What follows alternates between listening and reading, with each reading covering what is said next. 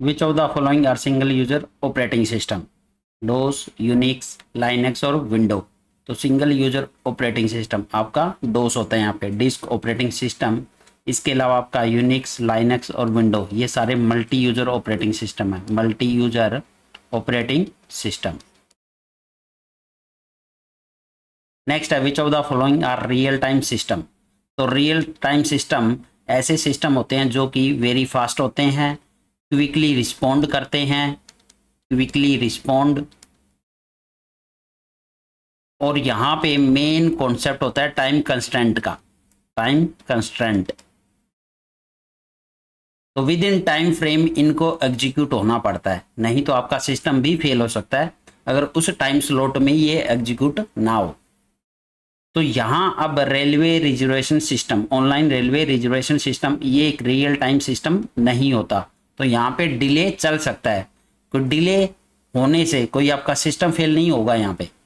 A process control system, तो ये purely एक रियल टाइम सिस्टम है। एयरक्राफ्ट कंट्रोल सिस्टम प्योरली एक रियल टाइम सिस्टम है।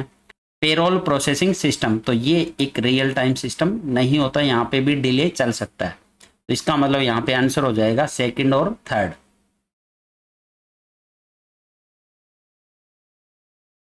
Next, suppose that a process is in block state waiting for some input output service. When the service is completed, it goes to। तो अगर हम process state diagram की बात करें तो आपके सामने यहाँ पे 5 स्टेट दिखाई दे रही है। तो कोई भी प्रोसेस अगर ब्लॉक स्टेट में होता है, मतलब कि ब्लॉक स्टेट है वेटिंग स्टेट, तो वेटिंग स्टेट का ही दूसरा नाम यहाँ पे ब्लॉक स्टेट है।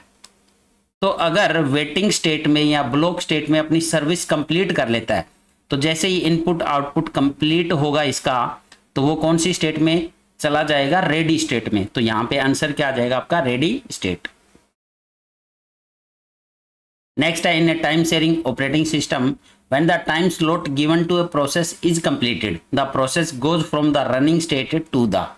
फिर से अगर टाइम शेयरिंग ऑपरेटिंग सिस्टम है तो हर प्रोसेस को यहाँ पे टाइम स्लॉट अलॉट होता है। तो जैसे ही टाइम स्लॉट आपका कंप्लीट होगा तो वो प्रोसेस रनिंग स्टेट से वापस रेडी स्टेट में आ जाएगा। तो ये वाली जो कैटेगरी होती है प्रीएम्पशन एल्गोरिथम की होती है, प्रीएम्पशन। तो यहाँ पे फिर से आंसर क्या आ जाएगा आपका? Ready state. नेक्स्ट है concurrent process are process do not overlap in time. Overlap in time, तो अगर हम कॉन्करेंट प्रोसेस की बात करें तो ये साइमल्टेनियसली एग्जीक्यूट होते हैं एट सेम टाइम। तो इसका मतलब ओवरलैपिंग होती है यहाँ पे। तो इसका आंसर हो जाएगा ओवरलैप इन टाइम। नेक्स्ट है in a multi programming environment the processor execute more than one process at a time. नहीं। The programs are developed by more than one person. नहीं। More than one process resides in the memory. Correct. तो आपका multi programming में यही रहता है कि एक से ज्यादा प्रोसेस मेमोरी के अंदर रह सकते हैं। अब किस प्रोसेस को सीपीयू अलोकेट होगा, ये सीपीयू शेड्यूलिंग से डिसाइड होता है। तो इसका आंसर क्या हो जाएगा आपका? सी वाला। नेक्स्ट है which of the following is an example of spool device. तो यहाँ पे सबसे पहले स्पूलिंग का मतलब समझते हैं। स्पूलिंग होता क्या है? तो सबसे पहले स्पूल की फुल फॉर्म, स्पूल ये होती है आपकी simultaneous peripheral operation online. Simultaneous का मतलब एक साथ, पेरिफेरल मतलब इनपुट आउटपुट ऑपरेशन। तो अगर हम यहाँ पे प्रिंटर की बात करें, प्रिंटर की, तो जैसे ही आप कोई भी डॉक्यूमेंट प्रिंट के लिए कमांड देते हो, किसी भी डॉक्यूमेंट को अगर प्रिंट करना चाह रहे हो, तो जैसे ही आप कमांड दोगे तो वो वाली कमांड कहीं ना कहीं प्रिंटर के बफर में स्टोर हो जाएगी आपकी, कहीं ना कहीं जाकर बफर में स्टोर हो जाती है। जितनी भी कमांड दोगे वो बफर में स्टोर होती रहेगी, और जैसे ही प्रिंटर अवेलेबल होगा उस टाइम पे वो सारी कमांड एग्जीक्यूट होना स्टार्ट हो जाएगी। मतलब कि जैसे ही प्रिंटर अवेलेबल हुआ बफर से डाटा उठा लेगा वो, और सीपीयू जब तक अपना काम करता रहेगा, अदर टास्क करता रहेगा, क्योंकि सीपीयू ने एक बार वो सारी कमांड दे दी है अपनी तरफ से। अब प्रिंटर जाने कि उसको कब काम करना है, और साथ में सीपीयू अपना काम करता जा रहा है, अदर जो भी टास्क है वो पूरा करता रहेगा। अब प्रिंटर इस बफर से डाटा उठाता रहेगा। तो इस तरह से इसी प्रोसेस को बोला गया है स्पूलिंग। तो स्पूल का मतलब है एक बफर में स्टोर करना डाटा को, डायरेक्ट ना प्रिंटर में जाकर वो डाटा इंटरमीडिएट कहीं ना कहीं बफर या मेमोरी में स्टोर हो रहा है और फिर प्रिंटर उसी बफर से उस डाटा को उठा लेगा। इसी को बोला गया है स्पूलिंग। तो यहाँ पे एग्जाम्पल बताना है कि स्पूल डिवाइस कौन सी है, तो साफ साफ मैंने एग्जाम्पल भी यूज कर लिया, इसका मतलब प्रिंटर है। तो इसका आंसर हो जाएगा सी वाला, a line printer use to print the output of a number of job. अब यहाँ पे print spooling, the most common example of spooling is print spooling. When a user sends a document to the print, the document is first stored in a print spooler, जो कि एक buffer. The print spooler then sends the document to the printer one by one, allowing the user to continue working on other tasks while waiting for the print job to complete.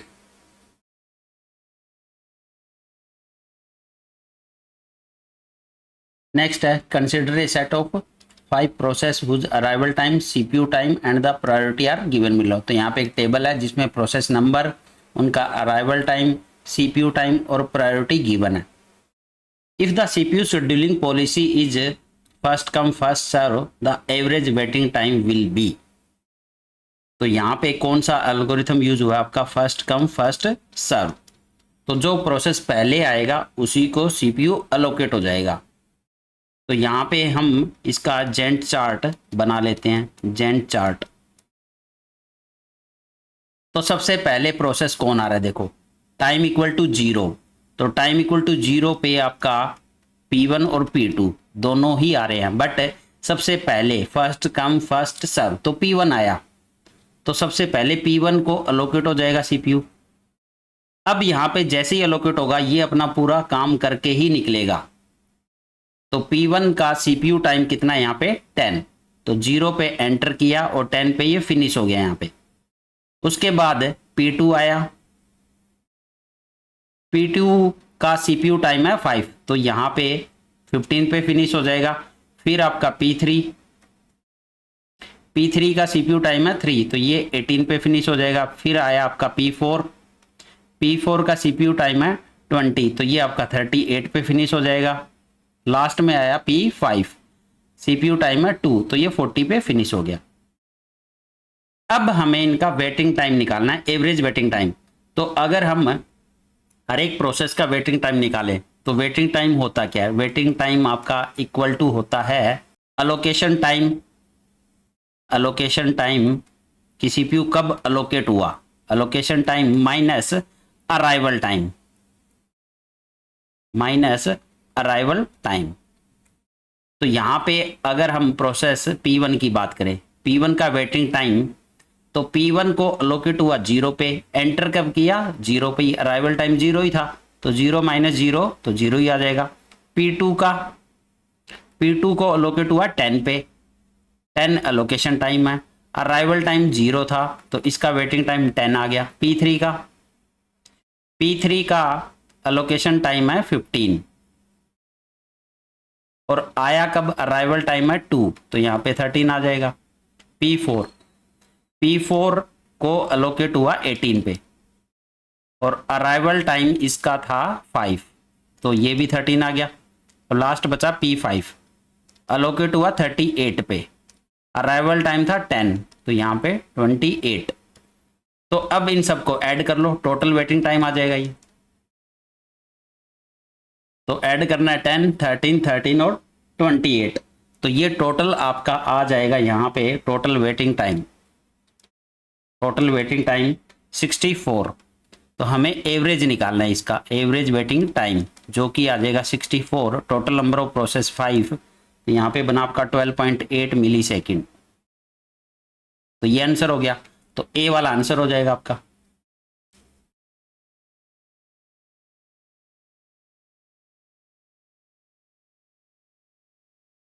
अब next है, if the CPU scheduling policy is shortest job first, the average waiting time without preemption. तो same table है, same process है, वही arrival time, वही CPU time और priority. Algorithm change हो गया, शॉर्टेस्ट जॉब फर्स्ट। अब shortest job first without preemption में क्या होता है, जिसका CPU टाइम कम होगा उसको अलोकेट हो जाएगा CPU। तो यहाँ पे बात करते हैं जेंट चार्ट की। तो सबसे पहले यही बनाना होता है हमें, जेंट चार्ट। तो टाइम इक्वल टू जीरो पे, टाइम इक्वल टू जीरो पे आपके सामने P1 और P2 दोनों प्रोसेस आ चुके हैं। तो दोनों में से किसका CPU टाइम कम है? P2 का। तो सबसे पहले P2 को अलोकेट हो जाएगा आपका, P2 को अलोकेट हो गया। तो एक बार जब अलोकेट हो गया तो ये अपना पूरा CPU टाइम यूटिलाइज करके ही CPU को छोड़ेगा। तो इसका CPU टाइम है 5, तो ये 5 पे अपना काम करके निकल जाएगा। अब यहाँ पे टाइम इक्वल टू 5 पे अब आपका P1 पहले से था और 5 पे अब दो प्रोसेस और आ गए आपके P3 और P4, दोनों और एंटर कर गए। अब इन तीनों में से किसका CPU टाइम कम है? तो यहाँ पे P3 का CPU टाइम कम है जो कि है 3। तो अब अलोकेट कौन हो जाएगा? P3। इसका CPU टाइम 3 है तो 8 पे कंप्लीट हो गया, तो P3 कंप्लीट होता है यहाँ पे। अब आपका टाइम इक्वल टू 8 पे बात कर रहे हैं हम, तो 8 पे अभी P5 आया ही नहीं है, तो ऑब्वियस सी बात है P1 या P4 इनमें से किसी एक को अलोकेट हो जाएगा। तो P1 का CPU टाइम है 10, तो इसी का कम है, क्योंकि P4 का 20 है, ज़्यादा है, तो यहाँ पे P1 को अलोकेट हो जाएगा। P1 को अलोकेट हो गया, CPU टाइम 10 है तो 18 पे फिनिश।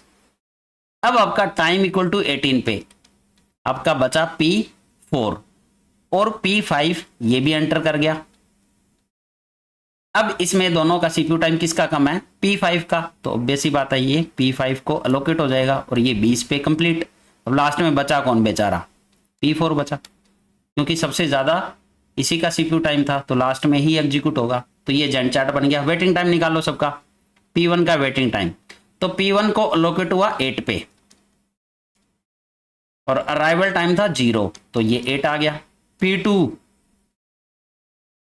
P2 को मिला 0 पे और 0 पे ही अराइव हुआ, तो 0 ही आएगा। P3 को 5 पे मिला, आया कब? 2 पे आया, तो यहाँ पे 3 आ गया ये। P4 को अलोकेट हुआ यहाँ पे 20 पे और आया कब? 5 पे, तो इसका वेटिंग टाइम P5 अलोकेट हुआ P5 को 18 पे और आया कब? 10 पे, 8। टोटल कर लो सबका, टोटल वेटिंग टाइम सबको जोड़ लो। 8 3 11 और 8 19 और 15 34। एवरेज वेटिंग टाइम निकालना है। Average waiting time 34 divide by 5, जो कि आपका आ जाएगा 6.8 मिली सेकेंड। तो आंसर क्या हो जाएगा आपका? बी वाला।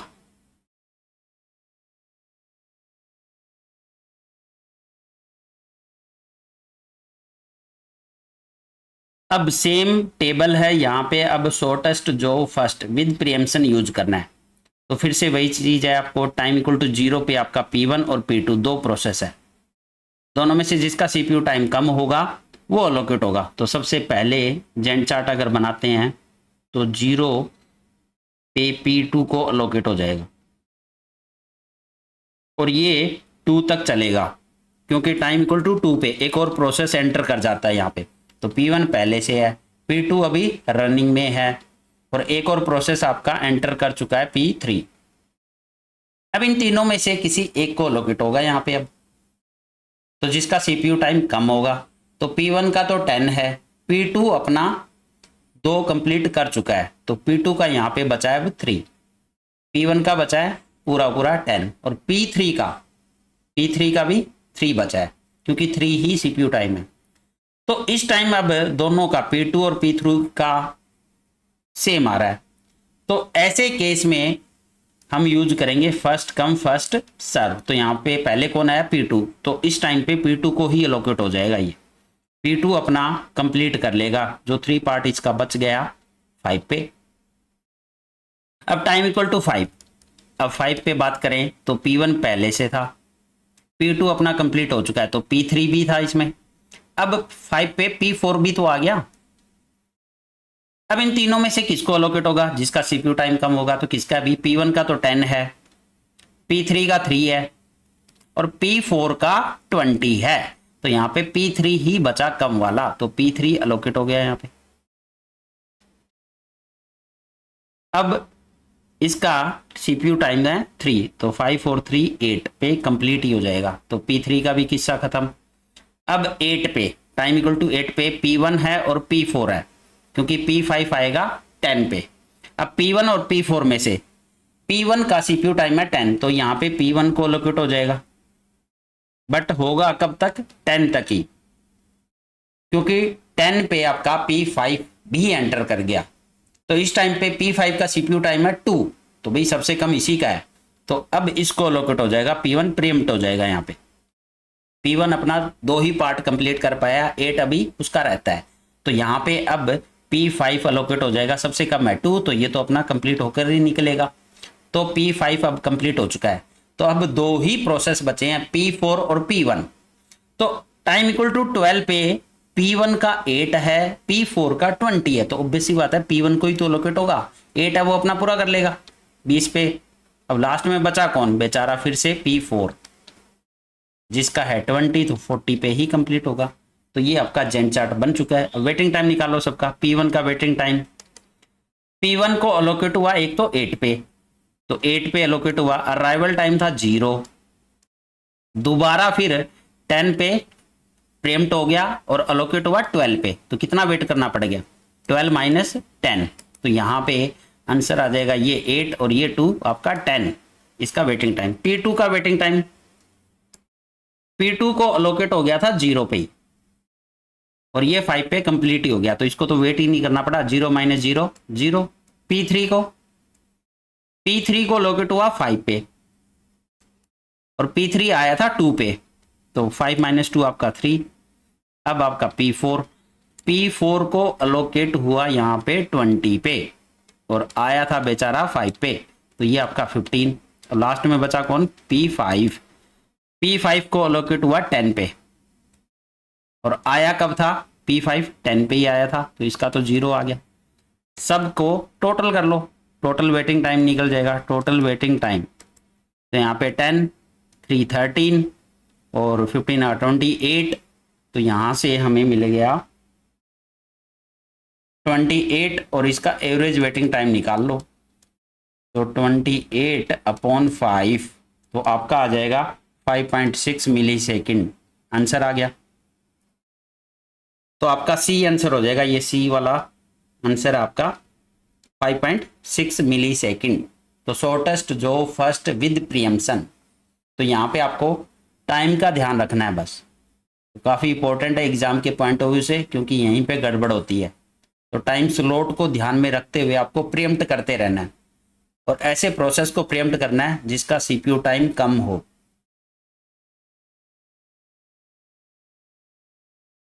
नेक्स्ट है which of the following scheduler reduce the degree of multi programming.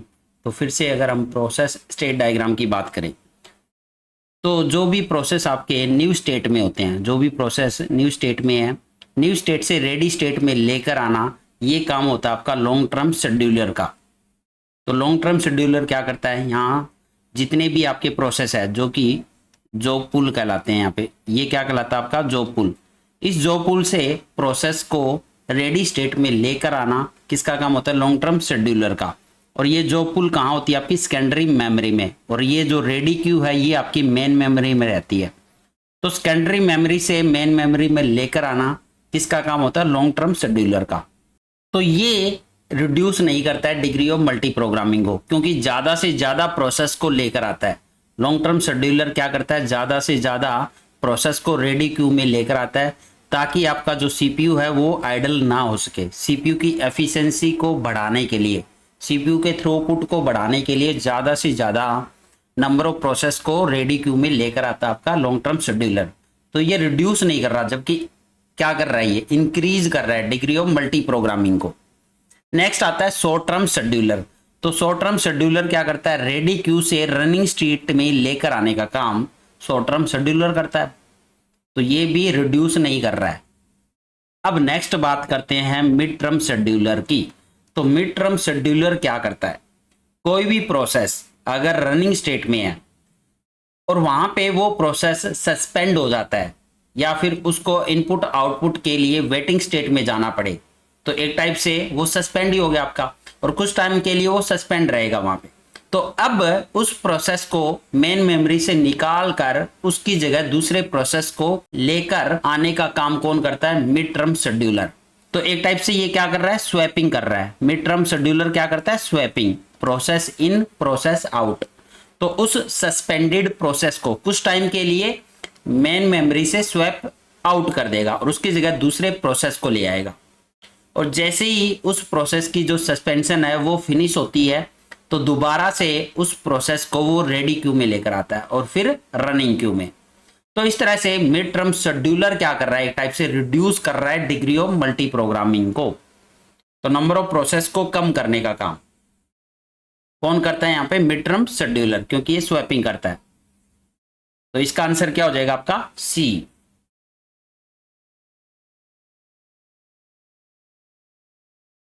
Next है consider the following statement with respect to user level thread and kernel supported thread.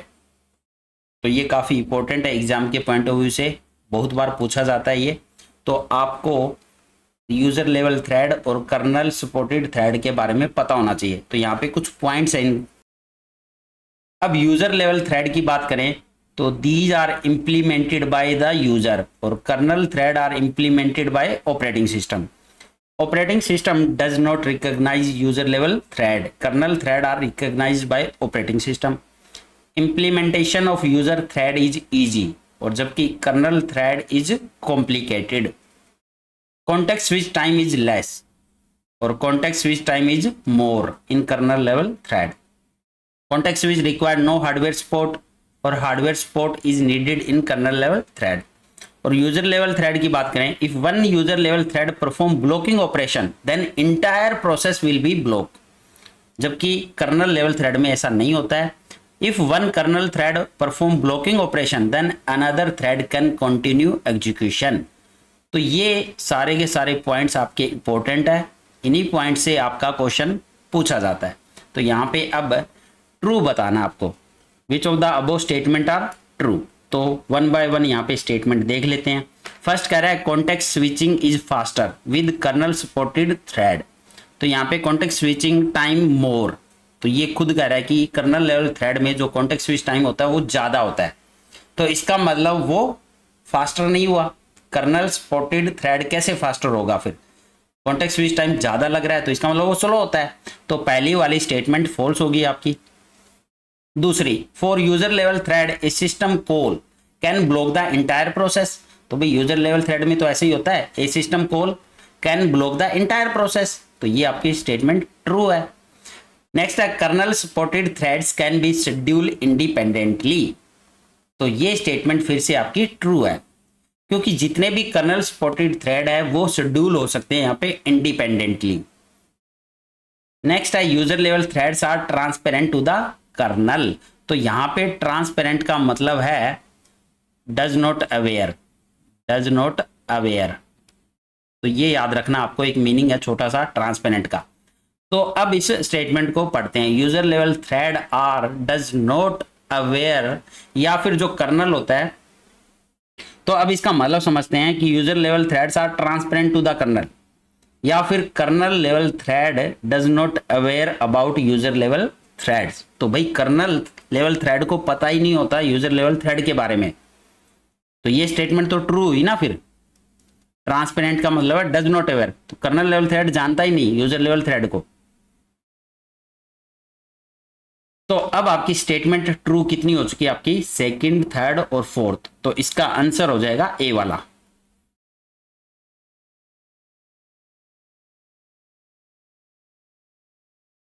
Next है consider the following statement about user level thread, kernel level thread. फिर से वही चीज है, which of the following is false. तो वही statement पहली कह रहा है फॉल्स बतानी है, context switch time is longer for kernel level thread than for user level thread. ये तो आपकी करेक्ट है।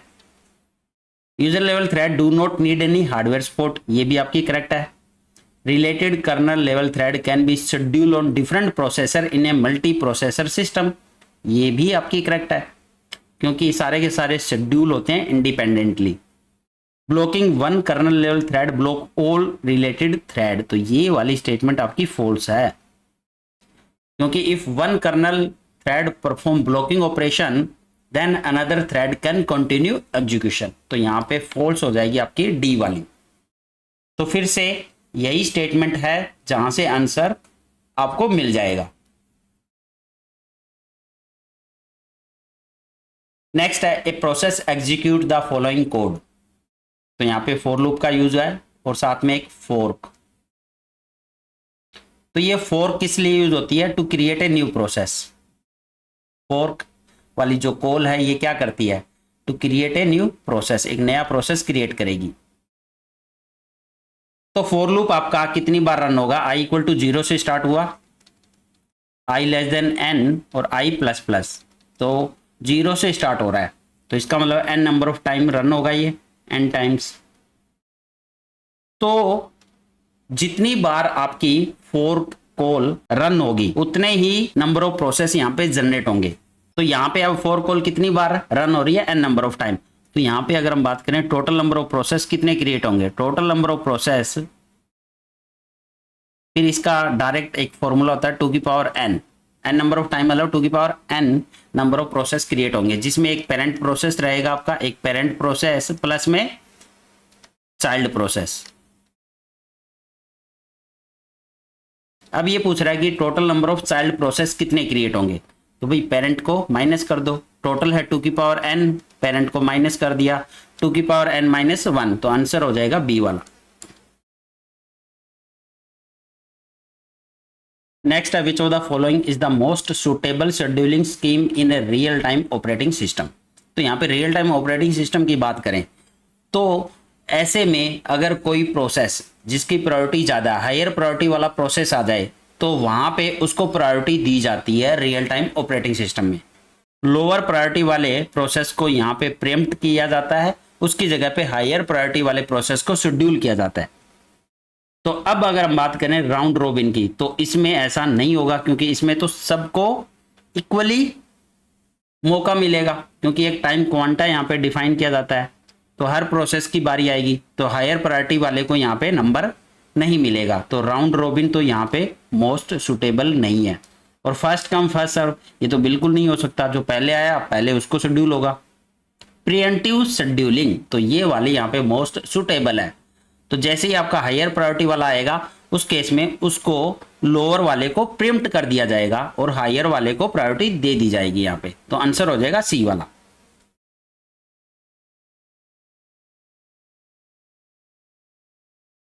नेक्स्ट है the only state transition that is initiated by the user process itself, block, dispatch, backup, none of the above.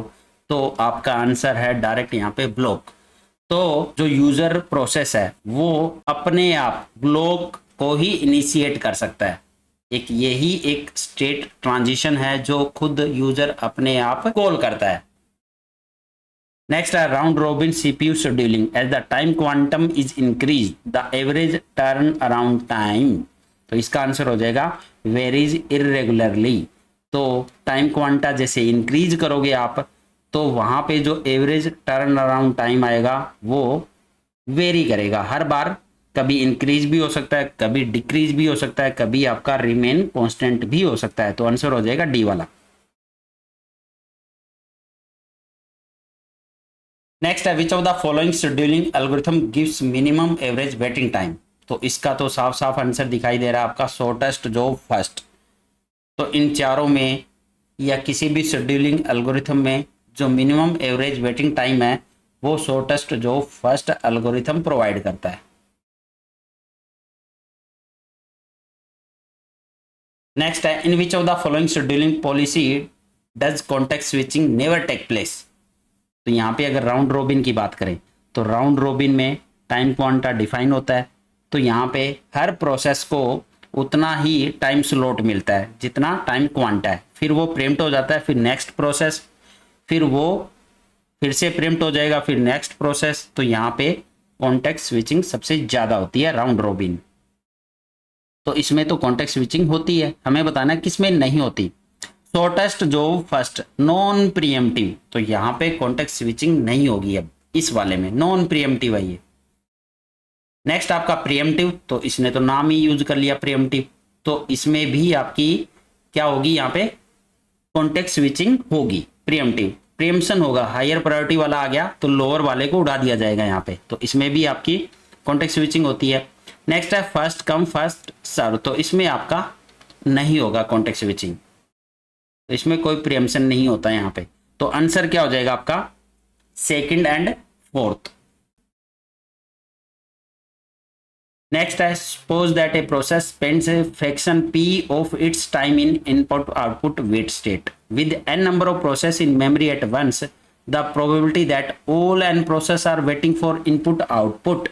तो यहाँ पे एक process input output के लिए वेट कर रहा है, तो one process waiting for input output, तो उसकी प्रोबेबिलिटी यहां पे गिवन है p fraction of its time. अब अगर n number of process wait करे, n नंबर ऑफ प्रोसेस सारे के सारे वेट कर रहे हैं, all are waiting for input output, तो पहले वाला प्रोसेस ये भी p fraction of its time wait कर रहा है, सेकंड वाला भी p fraction of times, third वाला भी। तो इस तरह से n नंबर ऑफ प्रोसेस सारे के सारे n number of times wait कर रहे हैं। तो यहाँ पे प्रोबेबिलिटी क्या आ जाएगी, that all n process are waiting for input output, तो ये n नंबर ऑफ टाइम का मतलब है p की पावर n, तो ये आंसर आ जाएगा आपका p की पावर n।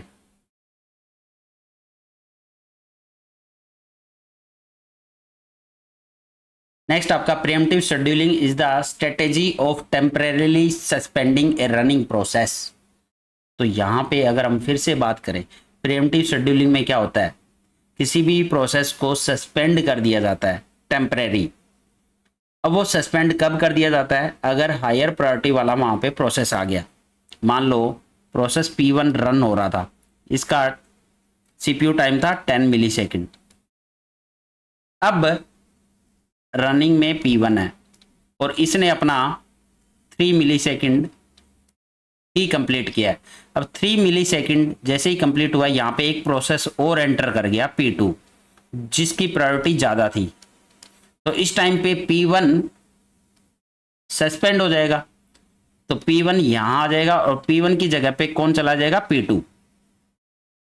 तो इसका मतलब P1 का अभी रिमेनिंग है 10 मिली सेकेंड था टोटल, 3 मिली सेकेंड ही कंप्लीट हुआ, अभी इसका रिमेनिंग रहता है 3 मिली सेकेंड 7 मिली सेकेंड।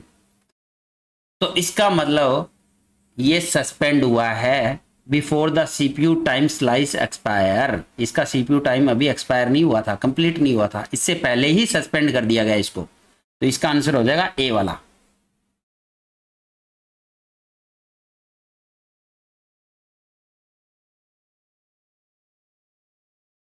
नेक्स्ट है, determine the page fault when FIFO is apply to the following string with 3 frames. तो यहाँ पे 3 फ्रेम है आपके पास में, ये मेन मेमोरी है और इसके अंदर 3 फ्रेम है। तो यहाँ पे हम स्ट्रिंग लिख लेते हैं 2, फिर आपका 4, ये 3, ये 1, 5, 3, 2, 5, 3, 1, 4 और 2। तो सबसे पहले 2 की बारी आई, तो इनिशियली जो आपका फ्रेम है सारे के सारे एम्प्टी है, तो 2 यहाँ पे पेज फॉल्ट हो जाएगा।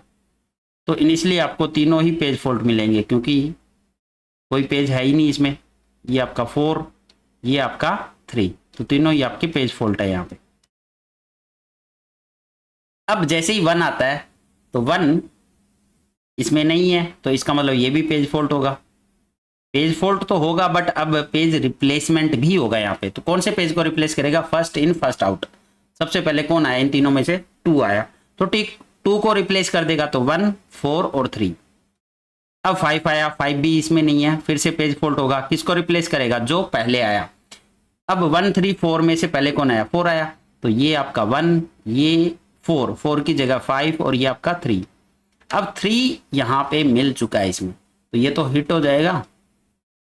नेक्स्ट फिर 2 आया, तो 2 फिर से नहीं है। अब कौन सा पेज यहाँ पे रिप्लेस होगा, तो यहाँ पे फर्स्ट इन फर्स्ट आउट। तो इन तीनों में से बात करें तो पहले कौन आया, इन तीनों में पहले कौन आया, आपका 3 आया। तो अब 3 को रिप्लेस कर देगा, तो यहाँ पे 1 है, ये 5 है, 3 की जगह पे क्या आ जाएगा, 2 आ जाएगा। अब नेक्स्ट 5 आता है, तो यहाँ पे हिट हो जाएगा। फिर 3 आता है, अब देखो 1 5 और 2 इनमें से पहले कौन आया, तो 1 5 2 में से पहले आया यहाँ पे 1, तो 1 को रिप्लेस कर देगा, तो 1 की जगह पे आ जाएगा यहाँ पे 3, ये 3 आ गया, ये आपका 5 और ये आपका 2। अब 1 आया, फिर से आपका पेज फोल्ड हो गया। अब इन तीनों में से पहले कौन आया, तो आपका 3 तो अभी आया है, फिर 5 और 2, मतलब पहले कौन आया 2, तो 2 को रिप्लेस कर देगा, 3 5 और 1। अब 4 आया, फिर से रिप्लेसमेंट, फिर से पेज फोल्ड। 1 अभी आया है, 3 और 5, 5 आया पहले, तो यहाँ पे 3, ये 4 और ये 1, लास्ट में बचा 2, फिर से पेज फोल्ड, फिर से रिप्लेसमेंट होगी, 4 1 और 3, 3 को रिप्लेस कर देगा। तो कितने नंबर ऑफ पेज फोल्ट है, ये फोल्ट है, ये भी फोल्ट, ये भी फोल्ट, सारे ये फोल्ट है आपके। तो 4 5 5 5 10, तो आंसर हो जाएगा ए वाला। टोटल 10 पेज फोल्ट है यहाँ पे।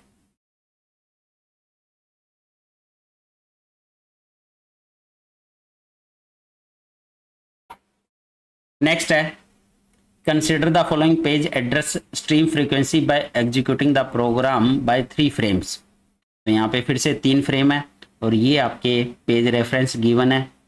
अब हमें यूज करना है ऑप्टिमल पेज रिप्लेसमेंट। तो नंबर ऑफ पेज फोल्ड कितने होंगे, नंबर ऑफ पेज हिट कितने होंगे, तो यहाँ पे लिख लेते हैं। पहले ये 1 है, ये आपका 2, फिर आपका रेफरेंस हो रहा है 3, फिर से 1 2 5 8 और 7।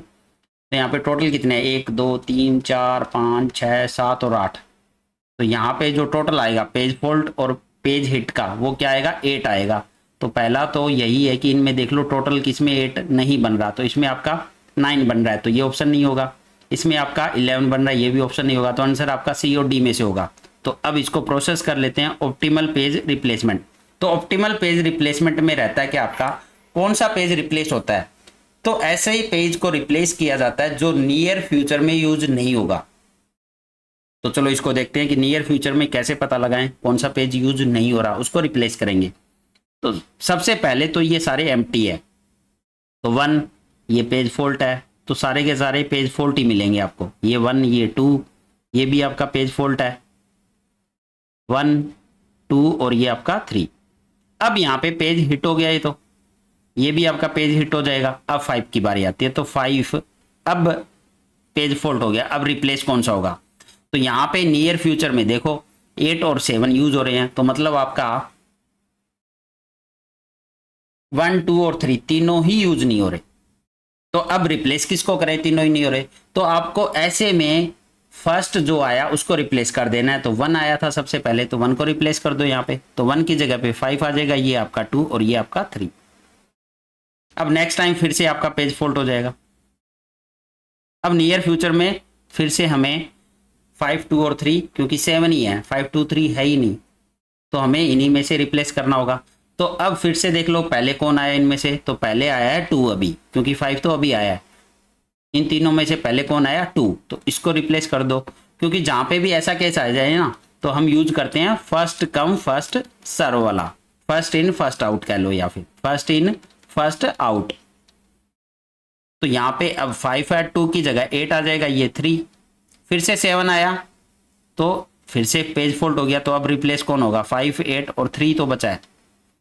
अब नंबर ऑफ पेज फोल्ट निकालने हैं, तो ये 3, ये आपका 4 5 और 6, तो 6 आपके पेज फोल्ट है यहाँ पे।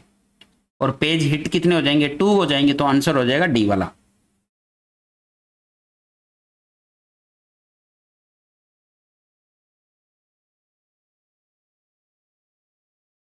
नेक्स्ट है match the following list. Disk scheduling, तो डिस्क शेड्यूलिंग ये आपका स्केन एल्गोरिथम होता है। स्केन एल्गोरिथम का दूसरा नाम है elevator scheduling, elevator scheduling, elevator disk scheduling. Time sharing, time sharing को हम रिलेट करते हैं राउंड रॉबिन से। अब यहाँ पे इंटरप्ट प्रोसेसिंग की बात करें, तो ये स्टैग यूज करता है, जो कि होता है आपका last in first out. Batch processing ये काम करता है फर्स्ट इन फर्स्ट आउट पे।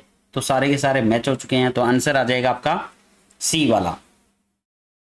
तो आपको याद रखना है यहाँ पे इंटरप्ट प्रोसेसिंग लीफो, मतलब कि स्टैग, यहाँ पे स्टैग यूज होता है इंटरप्ट प्रोसेसिंग में।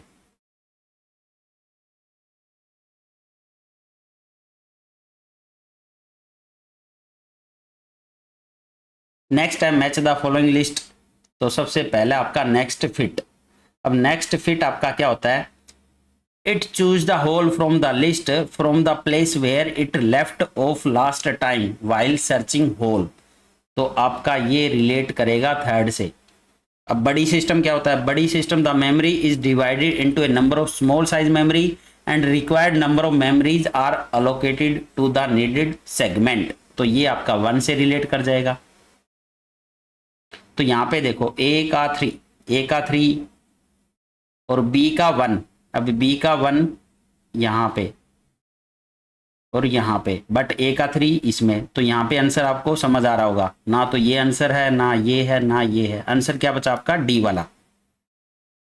तो यहाँ पे बेस्ट फिट की बात करें तो बेस्ट फिट आपका रहेगा when process and holes are kept on a list sorted on size then this algorithm is faster। तो ये 4 से रिलेट कर जाएगा।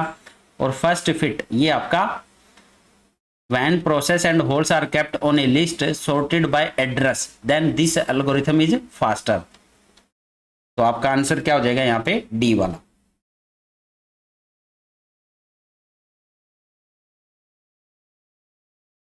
नेक्स्ट है threshing. Reduce page input output, decrease the degree of multi programming, implies excessive page input output, improves the system performance. तो सबसे पहले यहाँ पे थ्रेसिंग के कॉन्सेप्ट को समझते हैं। तो थ्रेसिंग का जो कॉन्सेप्ट है वो डायरेक्टली लिंक आपका डिग्री ऑफ मल्टी प्रोग्रामिंग से।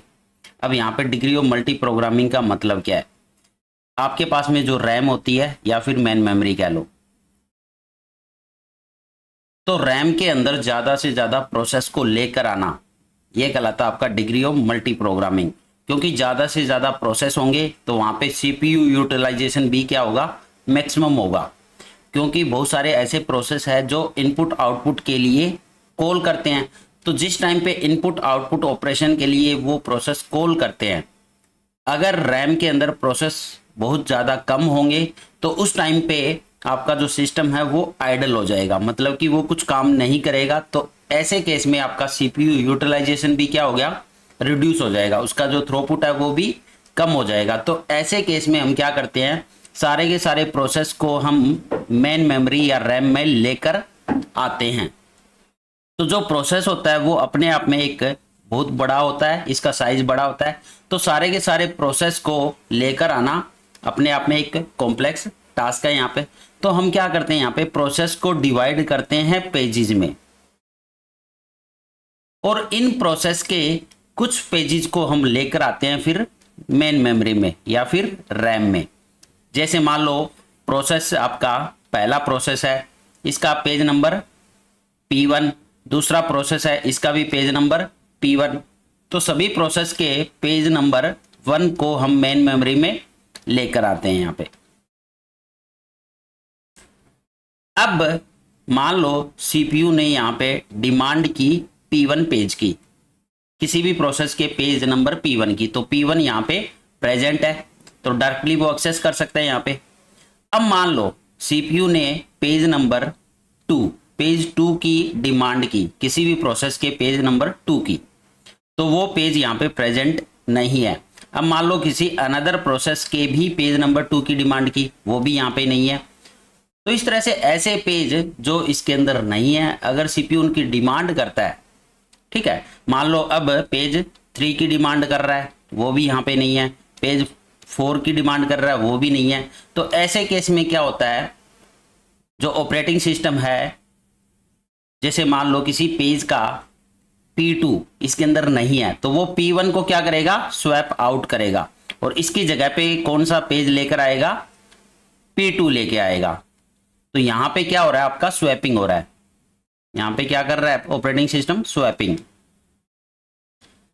अब ऐसे ही दूसरे प्रोसेस का पेज नंबर P3 डिमांड करता है सीपीयू, तो इसका भी क्या करेगा, P1 को स्वैप आउट और इसकी जगह पे कौन सा प्रोसेस लेके आएगा, कौन सा पेज नंबर लेके आएगा, P3। तो इस तरह से जो ऑपरेटिंग सिस्टम है अब स्वैपिंग ही कर रहा है, यहाँ पे swap in and swap out यही काम करता जा रहा है, क्योंकि वो ऐसे पेज की डिमांड कर रहा है जो पेज इसमें है ही नहीं। तो ऐसे केस में तो वो स्वैप इन स्वैप आउट ही करता रहेगा, आपका जो ऑपरेटिंग सिस्टम है वो इसी काम में लगा रहेगा। एक्चुअल जो एग्जीक्यूशन है वो परफॉर्म कर ही नहीं पाएगा यहाँ पे। इसी प्रोसेस को बोला गया है थ्रेसिंग। इसी प्रोसेस को बोला जाता है थ्रेसिंग की जो ऑपरेटिंग सिस्टम है वो एक्चुअल काम ना करके वो स्वैपिंग में ही लगा हुआ है, पेज इन एंड आउट में ही लगा हुआ है। तो अब आपको समझ आ गया होगा कि थ्रेसिंग का मतलब है it implies excessive page input output.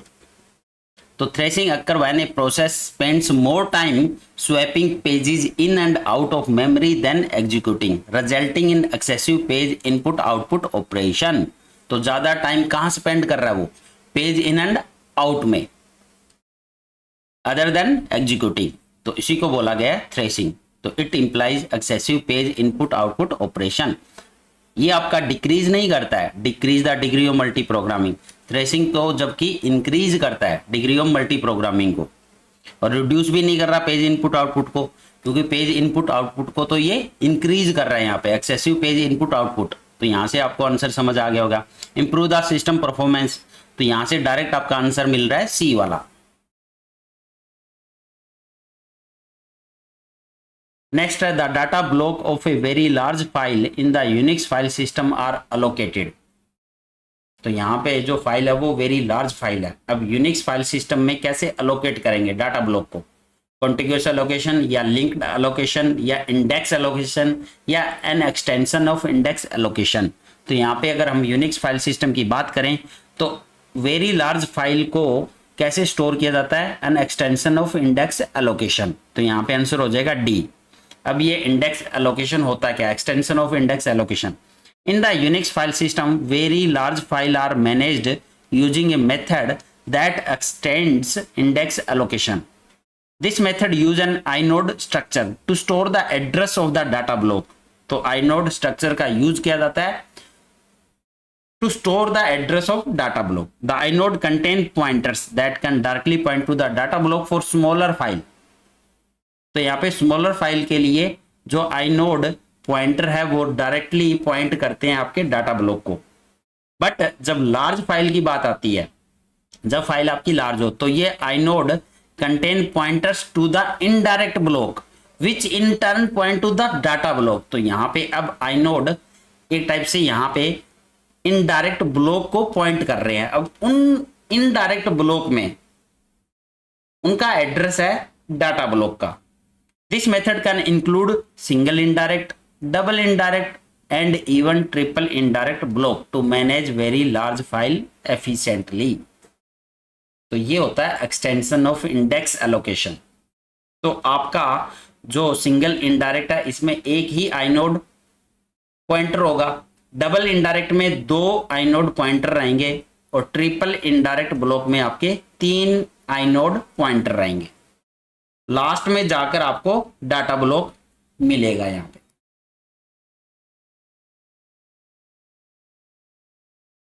Next है on A system the average process size 128 KB and each page entry require 8 bytes, then what will be the optimal page size।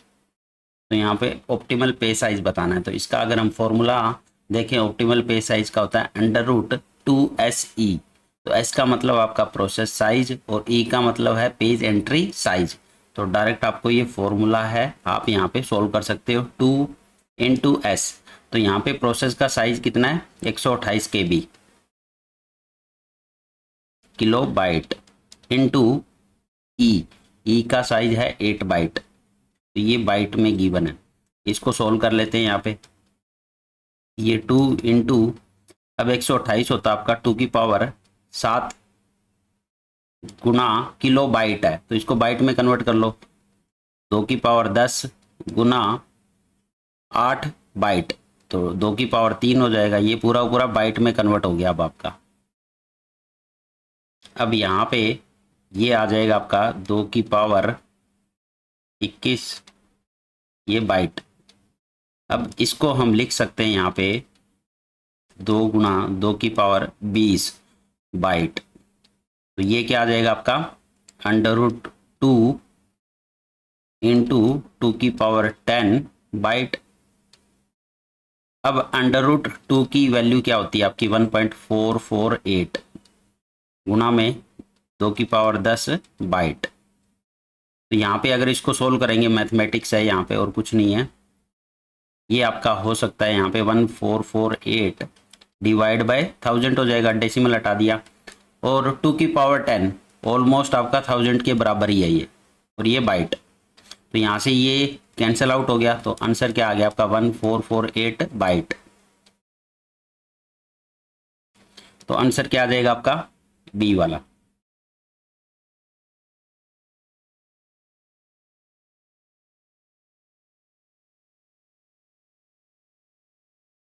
Next है which of the following statement is true. तो segmentation और paging, तो यहाँ पे अगर हम देखें paging is less flexible due to the fixed page size, तो यहाँ पे पेज साइज क्या रहता है आपका फिक्स रहता है। Segmentation is more flexible due to the variable segment size. Paging has better performance due to the hardware based management and simpler address translation. Segmentation has lower performance due to the software based management and complex address translation. अब बताओ इसमें अगर आपका जो paging है उसमें जो page size है वो फिक्स है, और यहाँ पे सेगमेंटेशन में क्या होता है आपका वेरिएबल सेगमेंट साइज यूज होता है, तो इसका मतलब जो पेजिंग है वो फास्टर होगा आपका एज कंपेयर टू सेगमेंटेशन। और जो पेजिंग होता है वो हार्डवेयर बेस्ड मैनेजमेंट होता है और इसमें सिंपलर एड्रेस ट्रांसलेशन रहता है, जबकि सेगमेंटेशन में आपका कॉम्प्लेक्स एड्रेस ट्रांसलेशन रहता है। तो इसका मतलब ओवरऑल आपका जो पेजिंग है वो फास्टर है एज कंपेयर टू सेगमेंटेशन। तो आपका आंसर हो जाएगा बी वाला।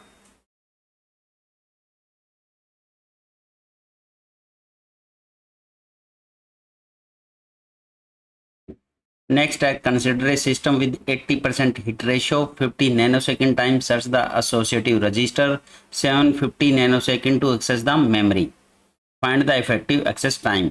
तो अगर हम बात करें यहाँ पे इफेक्टिव एक्सेस टाइम की, इफेक्टिव एक्सेस टाइम, तो इसका फॉर्मूला होता है आपका time to access associative register plus time to access main memory. ये पेज हिट के केस में रहता है आपका इनटू हिट रेशो प्लस अगर आपका पेज फॉल्ट हो गया तो 1 minus H page fault into time to access associative register plus 2 time of main memory access. तो ये फॉर्मूला है। अब यहाँ पे time to access associative register, तो इसका टाइम गिवन है 50 nanosecond, 50 nanosecond plus time to access main memory जो कि है 750 पेज हिट यहाँ पे 80% है, तो इसका मतलब 0.8 प्लस 1 माइनस एच, तो 1 माइनस एच 0.8। अब time to access associative register जो कि है आपका 50 nanosecond plus 2 time of main memory access time, तो जो कि है 750। बस इस इक्वेशन को अब सॉल्व करना है, मैथमेटिक्स है ये। तो आपका यहाँ पे आंसर आ जाएगा 915 नैनो सेकेंड, इसको सोल्व कर लेंगे तो आपका आंसर हो जाएगा बी वाला।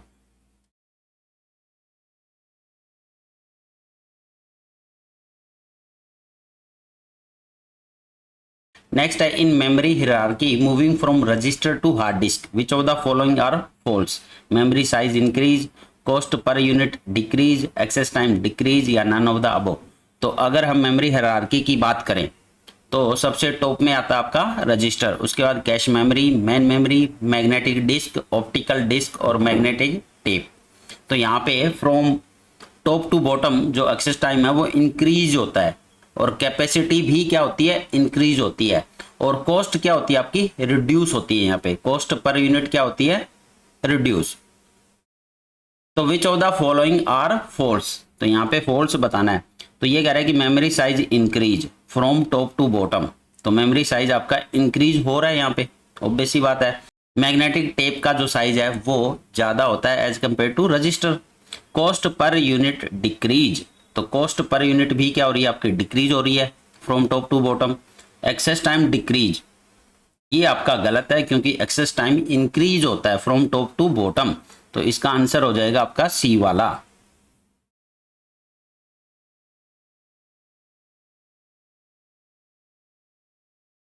नेक्स्ट है bootstrap loader is always stored in, तो इसका आंसर आपका रोम। तो रोम के अंदर बूटस्ट्रैप लोडर को ऑलवेज स्टोर किया जाता है रीड ओनली मेमोरी में।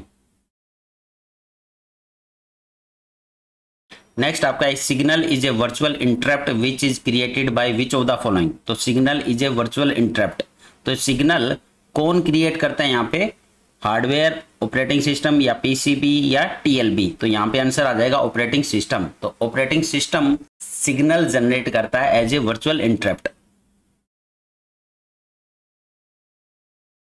Next which of the following binding method generate identical logical and physical address, compile time, load time या एग्जीक्यूशन टाइम। तो identical logical and physical address तो आपका generate करते हैं कंपाइल टाइम और आपका लोड टाइम। तो यहाँ पे आंसर हो जाएगा first and second only. Compile time और लोड टाइम आपका identical logical and physical address generate करते हैं। नेक्स्ट है dirty bit for a page in a page table, help avoid unnecessary writes on a paging device, help maintain LRU information, allows only read on a page। तो यहाँ पे अगर हम dirty bit की बात करें, dirty bit for a page in a page table indicates whether the corresponding page in memory has been modified और not. तो यहाँ पे डर्टी बिट को सेट किया जाता है, इसको सेट किया जाता है। तो इसको अगर हम 1 सेट करते हैं, इसका मतलब जो आपका पेज है वो मॉडिफाइड हुआ है यहाँ पे, तो उसको राइट बैक करने की ज़रूरत नहीं है डिस्क में। और अगर इसको सेट किया जाता है 0, तो अब आपका जो पेज है वो मॉडिफाई नहीं हुआ। 0 का मतलब है नॉट मॉडिफाइड। तो इस टाइम पे अब उसको राइट बैक किया जाता है डिस्क में। तो यहाँ से अब आंसर क्या हो जाएगा आपका, it helps avoid unnecessary rights on A paging device. तो राइट को ही चेक कर रहा है ये। 1 मतलब ऑलरेडी राइट, 0 का मतलब not write back on a disk. तो इसका आंसर हो जाएगा ए वाला।